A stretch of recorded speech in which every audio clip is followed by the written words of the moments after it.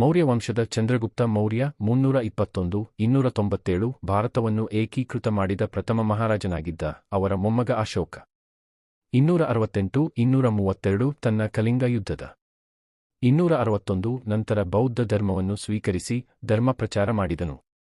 ನಂತರ ಗುಪ್ತವಂಶದ ಸಮಯ 320-550 ಭಾರತದ ಸುವರ್ಣ ಯುಗವೆಂದು ಪರಿಗಣಿಸಲಾಗುತ್ತದೆ, ಏಕೆಂದರೆ ವಿಜ್ಞಾನ, ಕಲೆ ಮತ್ತು ಸಾಹಿತ್ಯದಲ್ಲಿ ದೊಡ್ಡ ಉನ್ನತಿ ಕಂಡುಬಂದಿತು. ಮಧ್ಯಯುಗದಲ್ಲಿ ದೆಹಲಿ ಸುಲ್ತಾನರು 1206-1526 ಮತ್ತು ಮುಘಲ್ ಸಾಮ್ರಾಜ್ಯ 1526-1857 ಭಾರತದಲ್ಲಿ ಶಕ್ತಿ ಸಾಧಿಸಿದರು.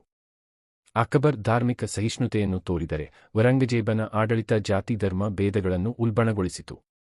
1861 ರ ಪಾಣಿಪತ್ ಯುದ್ಧ, 1857 ರ ಸಿಪಾಯಿಗಳ ದ್ರೋಹ ಹಾಗೂ 1947 ರ ಸ್ವಾತಂತ್ರ್ಯ ಶೂನ್ಯ ಗ್ರಾಮ ಭಾರತೀಯ ಇತಿಹಾಸದ ಪ್ರಮುಖ ಘಟನೆಗಳಾಗಿವೆ.